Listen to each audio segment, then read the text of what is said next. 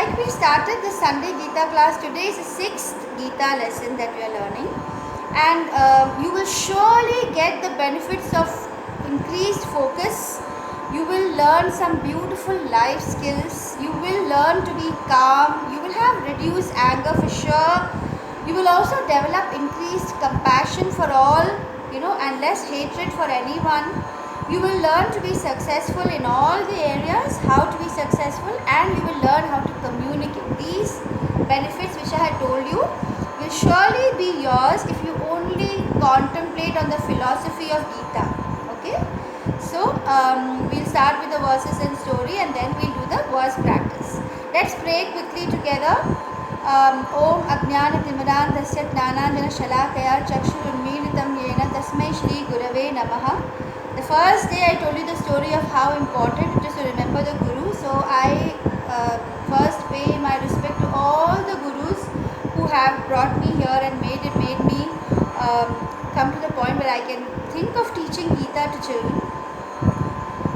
Nama Om Vishnu Padaya Krishna Presthaya Bhutale Srimate Bhakti Vedanta Swamin Iti Namane Namaste Saraswate Deve Gauravani Pracharane Nirvishesha Shunyavadi Paschatya Desha Tarane. You can say this Panchatattva mantra with me. Jai Shri Krishna Chaitanya Prabhu Nityananda Shri Advaita Gadadhara Shrivasadi Gaura Bhakta Vrinda. Put your hands up, all of you together, and say with me, Hare Krishna, Krishna Krishna, Hare Hare, Hare Rama, Rama Rama, Hare Hare.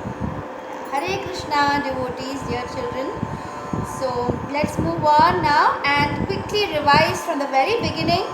We started with the chapter 1 where we heard about how Dhritarashtra is asking what's happening in the war, and then we learned about how Duryodhana is afraid, and we learned about his emotions from his questions, and then we heard the conscious, we were able to imagine the conscious played first by Bhishma and then by Krishna, Arjuna and all of them, and the loud sound of all the conches made everybody so scared in the Kaurava army, because where there is Krishna there will be victory, and we learnt about the signs of victory for the Pandavas in the very beginning of the war itself.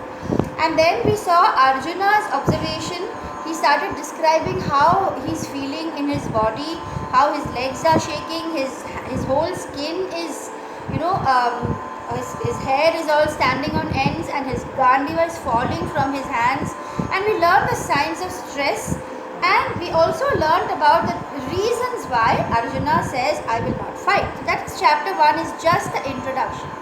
And then quickly we'll revise the 5 things that the Gita will tell us more about. Ishvara, Jiva, Prakriti, Kala and Karma. Okay, so this also we have to remember that we're going to learn how, if we keep ourselves mentally connected with the Supreme, how we are going to get all the benefits, how we are only the Jiva, and we should understand that we are part of the nature, we are just part of the whole nature, a tiny part, and we have to do our role, our duty, we need to do it. And then we learn about the 3 modes of Prakriti. Prakriti is very interesting in the Gita. We learn about 3 modes of nature, Sattva Gun, Rajo Gun and Tamo Gun in great detail. It will be a lot of fun by the time we reach chapter 17, 18 where the Gunas of Prakriti are described very beautifully and in great detail. And then we will be learning about Kala. We will come to know a lot about Kala and Karma in detail. Okay, Kala and Karma. We learn about how, there is reincarnation, which we already discussed, and how based on our choices that we make every moment, the choices that we make every moment decides where we are going to reach finally. So we can see everywhere I have attended so many Zoom classes of Gita, and I have taken the best slides that I liked to share with you. That's why you can see little pictures of the Gurus I have learned from. So this is Rupa Mataji. And then we have, these are the 5 reasons. I want you to remember at all times these 5 reasons that Arjuna thinks. So whenever, we know this is our duty, but we don't want to do it for different reasons, we will come up with so many reasons. Oh, it's a hot day today, or oh, it's going to make my friend very sad if I don't study, and if I don't play, and if I just or we'll always find different reasons for not doing what we're supposed to do. So here we can see how Arjuna thinks of all these reasons. Okay, not that he's a weak person or a coward, it's just that he was suddenly in so much of confusion, and this comes to all of us. We all feel confused, should I do, should I not do, so often. What are the 5 reasons? I want you all to say the 5 reasons. First reason is compassion. Second reason is enjoyment. He says that there is not going to be any enjoyment only. Even if I win also, I am not going to enjoy the kingdom. Even if I lose also, it's not going to be enjoyment. So he says, anyway, there is no enjoyment for me.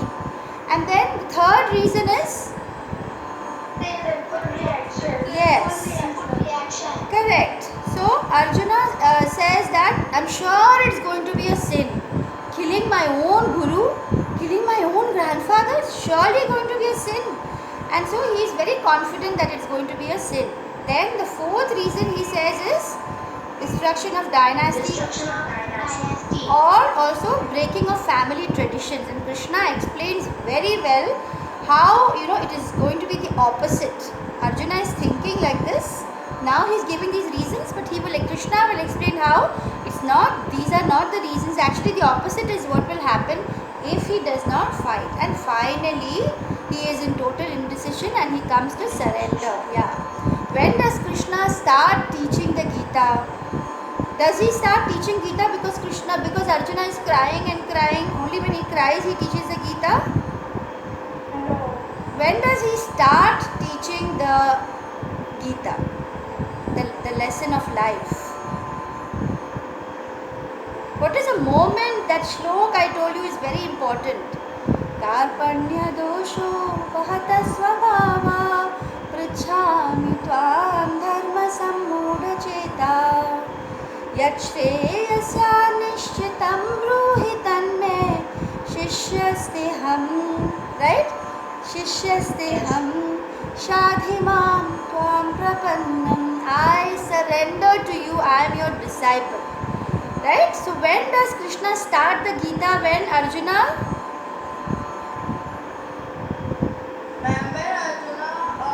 Accepts him as a... Exactly. Very good, Arav. Correct. Good. All of you I know are getting it. So you can raise your hand and say your answers. But that was right, the correct answer. He starts the Gita when he accepts Krishna as a guru and he becomes a disciple. So, for every point, for compassion, for enjoyment, for sinful reaction and destruction, Krishna will give answers. And in chapter 2, children, last class we started chapter 2. 2 classes we have done chapter 2. First we have understood how Arjuna is confused and he surrenders. Then we understood a very important point, which is the reason for why he should not have compassion. What is the reason he gives? He gives jnana. Krishna gives jnana about a very important jnana or knowledge about the composition of our body. He says that we are not our body. Who is the real you? Remember we learned last class, who is the real you? We are all the soul. We are actually the soul, and we carry the subtle body with us, and we are actually, the gross body is not the real you. So every moment of our life, if we remind ourselves that we are not this body, it's all temporary, and if we are able to remember that we are the soul and we are carrying the subtle body to our next birth, we will be very careful and we will do all the things which are right.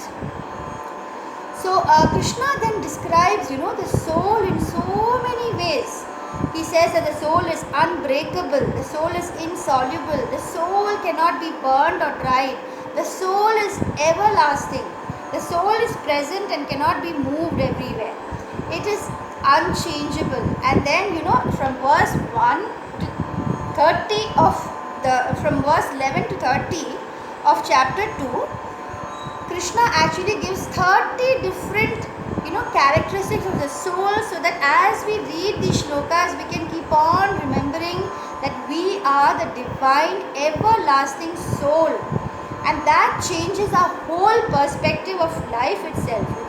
when we remember that you are not the body, you are the soul, can you think of something which comes to your mind when you understand that you are not the body? Can someone tell me what do you think of? What will you point? Suppose what is a note that you will write, or what is an important thing that comes to your mind when you learn? Yes, Ritika, your hand is raised. Can you tell me? When I think of soul, the thing first of all that comes to my mind is that I'll last every time and I'll never die. Yes, very good. So you realize that you are actually not going to die. The soul is not going to die. Anybody else can think of something else that comes to your mind other than what Ritika said? When you think, I'm not the body, I'm actually the soul, the divine soul which has all the qualities of God. The soul has all the qualities of God. That's why some people say I'm God, but that is also not correct. You can't say I'm God actually. You have all the qualities of God, of Paramatma, but you are still a Jivatma. Yes, who said something? I'm a disciple of God. You are a disciple of God. Yes, you are always a disciple. You can never know everything like God knows everything. You can have some knowledge and you need to have God's support. Yes, you have to be a disciple of God. That's right. So, anyone else would like to share something about I'm not the body, I am the soul? Anyone else? I can't see hands raised. Today Mr. Niranjan Singh has joined. Nice to see you, sir. And Ananya Santosh has joined today. So I don't remember seeing you before, Ananya, but very nice to see that you have joined the class. All right. She said she need to do a demo. Okay, so she's your friend. Ananya is your friend. Yes, ma'am. Okay, nice. So she's studying with you in your school? Yeah. Okay, nice. So today we are, if anybody wants to share anything, just raise your hand. Ritika, your hand is raised? Yes, dear? Yes, ma'am. But I also think that soul is, we can compare soul as a drop of an ocean, and we are separated from the ocean as if a drop, and soul has many, there are directors in a drama set. So God is the director, and He has given us roles to play, and we are just making our roles and going. Perfect. Very, very nice comparison that is, Ritika. You are able to compare our Jivatma to a drop, and ocean which is endless is the soul. Very good comparison. Also the comparison of a director, and we are just the people who have to play out the role which is given to us, follow our dharma. Very good. So you know what, in these, today we are going to do 2.31. We finished in 2.30. Today we will do 2.31 to 2.53, and we will mainly try and understand that each one of us have two duties. Now you have realized that you are not the body, you are the soul, but you have to take care of your body, and you also have to take care of your soul. So once you're aware of the soul only, you'll be. And how will you take care of your soul? By taking interest in spiritual activities, by keeping yourself in the consciousness, in Krishna consciousness, or consciousness of the spiritual or supreme. That's how you will, and you'll do all the different services you can. Now all of you are doing, what are you doing now? You're attending a Gita class. You're actually taking care of your soul. So you are doing a duty towards your soul simply by listening to the Gita. That itself is taking care of your soul. But some people, they are so lost in the body. It's like a cage. The body is like the cage, and you keep decorating the cage and make it so nice. You forget to take care of the soul inside, which is a real thing, and they lose track of what is the purpose of life. Okay. So let's quickly go through I'll not say all the shlokas. We just look at the meanings of shlokas 31 to 37. Just listen carefully. Krishna is saying that consider your specific duty as a Kshatriya. So we have to be reminded of what is my duty in my position where I am right now. You should know that there is no better thing for you. Imagine oh, I'm not going to fight all of a sudden. He has been trained for so many years, and he has, it is his duty at that point. He cannot let down his superiors or the country, right? So Krishna is saying that there is no better engagement for you to other than to fight. So there is no need for any hesitation. You have to remember your duty. And then Krishna says, oh Partha, happy are Kshatriyas. So, if you're a soldier, you will be happy to die when you're fighting, and also to bring victory to your side. It's your duty. So he says that he's going to open the gates of heaven even if you die when you fight. And then he warns him. This is also the answer to the sin. He says that it's going to be a sin. In verse 33, Krishna says, if you don't perform your duty, then you will incur sin. So you are thinking it's going to be sin if I will kill my guru, or if I kill my grandparents and all, but my grandsire. But you are failing to see that actually it will be sin if you don't do your duty. That is when it's going to be a sin. If you neglect your duty and you lose your reputation as a fighter, people will laugh at you.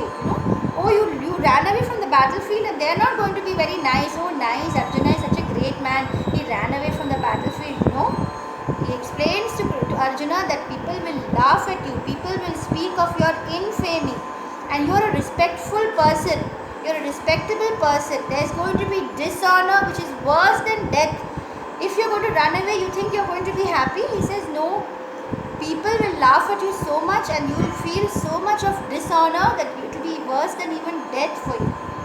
Then he says that in verse 35, the great generals who have highly esteemed your name and fame, they will think, oh, he left the battlefield out of fear. They are not going to say that, oh, Arjuna is so compassionate, they are going to say that, oh, out of fear, bhagya darke. And they will consider him to be an insignificant. All this big name he made, everything will go away.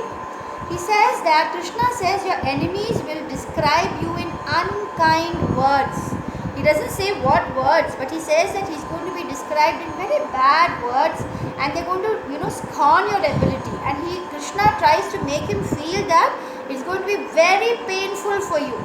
So he's trying to motivate him to do his duty. He's saying if you don't do it, then it's going to be very painful. He says, oh son of Kunti, either you will be killed in the battlefield. Now he's saying the positive.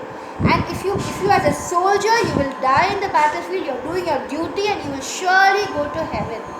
Or you will be able to conquer your enemy, and then you will not die, and you will enjoy the earthly kingdom. You will set an example to others that I have done my duty.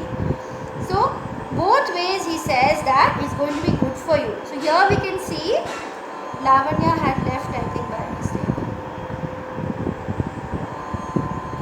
Okay, so Krishna says that avacha means that which cannot be spoken, such bad, disturbing words.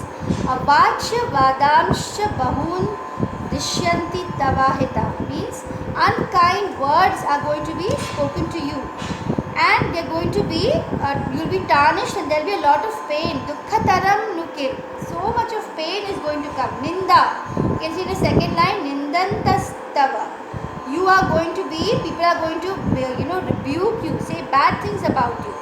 So he says your enemies, so in this shloka he says your enemies will describe you in unkind words. They will use very bad words, that he's a bhiru, he's a person who is afraid, and they will scorn your ability. What's the big deal? You learn so much of archery, you're such a great soldier, but what's the big deal?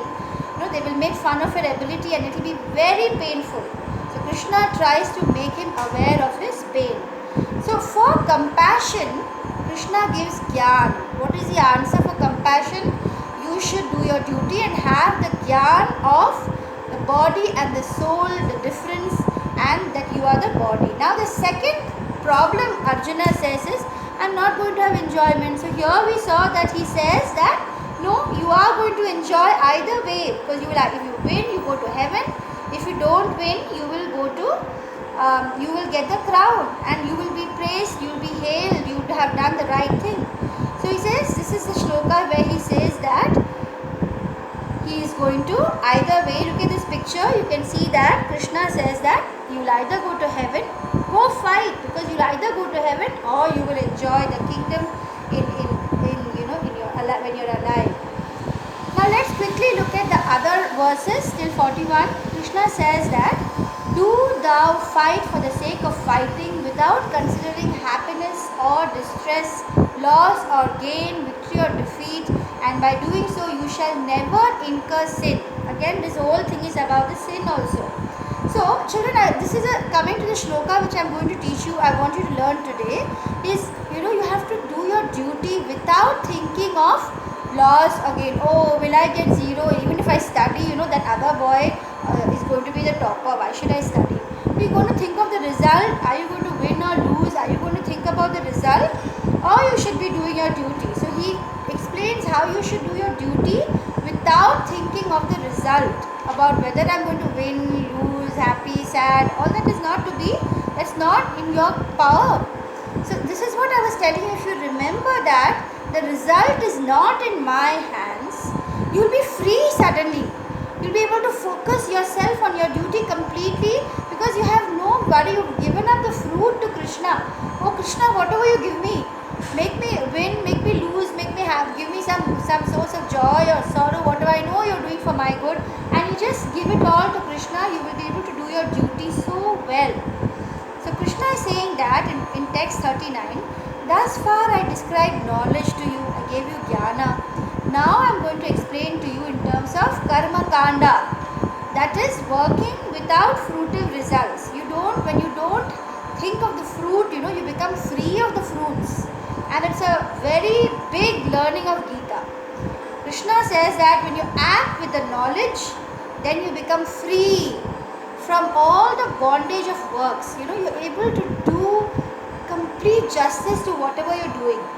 In verse 40, Krishna says, every time you dedicate what you're doing to Krishna, there is no loss at all, even a little advancement. Little bit also you're able to dedicate your work to Krishna. That work doesn't bear fruit, and doesn't give you bad or good fruit. You become free, and there is no fear. The greatest fear is that I'm going to do something wrong, and then I'm going to probably, in my next birth I'll get some animal's birth, or I'll be punished. There'll be sin, and so in the next birth I'll get some punishment.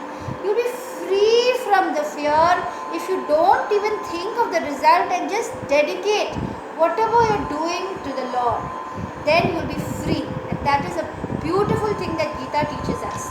And in verse 41 he says that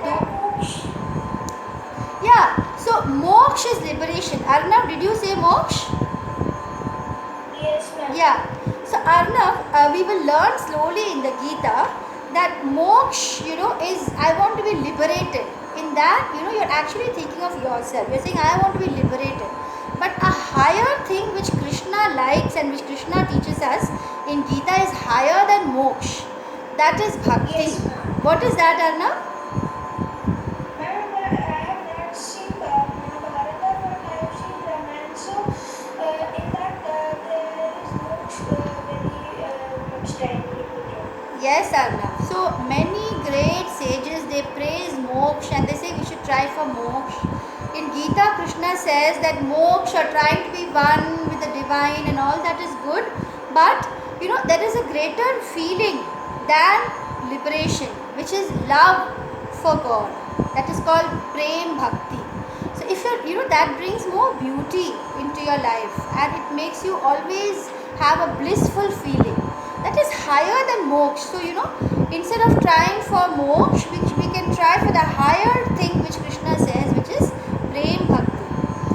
Okay? Yeah. Good, Arnav, that you brought up that in the discussion. So in text 41, Krishna says that those who are on the path of resolute purpose. So when you know this is my duty, this is what I have to do, you will become determined to do it. You will be resolute, and that is, and their aim is one. So if someone is not having one aim, which is to please Krishna, they will have so many aims and it will be scattered. They will not be able to focus. That focus will not come. But once you know that I only want to please the Lord of the whole universe, and I will do that with my whole concentration, then you will, it will not be divided. Your focus is one. Whatever you do, there's one focus, which makes your actions lot more powerful. Okay. So in text 40 we see Krishna says that in this endeavor there is no law. So whenever children remember, so here we can see Sukirti Mataji. I was attending a class of Sukirti Mataji also. So she is explaining that when you are, any time what you're doing, you just devote it to Krishna. And even a little bit you do that, there is no loss. There is only gain. It gets saved in your bank account of all the good things you're doing. So there is absolutely, you never need to feel that, oh, maybe again if I'll forget about Krishna and then I'll go down. You never go down. Every time you make progress, it is only up, up, up. Krishna says that you only can move forward in Krishna consciousness. That is a relief for us. So even little bit effort you do, it's going to help you. So here we can see examples of how people may think that burning down the whole Lanka is actually a grave sin. Imagine burning a whole beautiful country. It's a bad thing to do, right? People may say it's a wrong thing. But because he is doing it for Ram, he is doing it for the Lord, it becomes a positive thing. And again you see Vibhishan. What does Vibhishan do? He cheats his brother. He goes and he gives the secrets of his brother to Rama. And he, as if he wants to win the kingdom of Lanka. It looks like such a bad thing. But Vibhishan is hailed as a great person because he stood for Rama. He stood for what God wants. He stood for God's purpose, for what is right. These are examples of Hanuman and Vibhishan where we think that what they are doing is wrong, that it is sin, but actually it is not sin only because they dedicated what they did to Krishna. Rama is also Krishna's incarnation. Yes. So because they dedicated it to the Lord. Then this shloka I was telling you that if you do something with determination, how should you do? With one aim in mind. When Arjuna was asked, go and shoot the eye of the bird, he asked, what can you see? And all others, they can see the trees, they can see the bird, but what does Arjuna see? Only the eye. He could not even see the other things. That is how determined you should be in whatever you do. You should be able to see only the eye. And for us it is able to give up all our work to Krishna. So here we can see this is what is determined. Learn of this word. Vyavasayatmika means resolute in Krishna consciousness. Determined in having one goal. Not divided in thinking of so many things and getting confused. So having a Vyavasayatmika buddhi. Have an intelligence which is resolute in Krishna, and then you will find that all glory will come to you. Now let's look at some more verses. Krishna says that men of small knowledge, they will have very flowery words of the Vedas, which will tell you that do this activity, do that activity, for elevation to heavenly planets and all that. Okay, but you have to ultimately understand that whatever you do for more wealth, I told you last time, or for your own senses to get joy, all that is only going to give you more fruit, good or bad. So you have to be free from that. Those who are only talking about do good things, they are not understanding that if you do things to God, offer it to God, you are above that. There is no more fruit at all. In text 44 he says that in the minds of those who are attached to sense, enjoyment. You're doing this because I want to get a good job. You're doing this because I want to get higher pay. Or now I have one car, I want two cars. So all these reasons that people have which are related to sense enjoyment or related to material opulences, they are actually confused. They are not seeing that the Supreme Lord, like how Ritika was saying, is sitting there taking care of everything. You just have to do what you need to do. You don't have to focus your mind on gains, on sense enjoyments and material gains. The Vedas, in 45 he says that the Vedas deal mainly with the subject of three modes of nature. And they try to reach the Sattva Gun mode. But when you are free from all all dualities. Dualities means dvandva buddhi. Remember last time I also told you, don't think of happiness, sadness, heat, cold, tasty, bitter. Why? Because all these will come and go, come and go. Don't be, working for giving me joy. I want joy, I want joy. I want the happiness of becoming a top. Don't think like that, because maybe next time you will not come first, it's not a permanent thing. There can be somebody else who's studying well, and then you will get angry because you're attached to the I want to be a topper, you're attached to that. So you get attached to, you will learn a lot more next class also about this. When you get attached to something which is going to give you sensual joys, your senses some sort of joy, then you slowly be going downwards, into bewilderment. You will suddenly get confused, you will get angry and confused. So Krishna says that all purposes served by a small well can also be served by a great reservoir of water.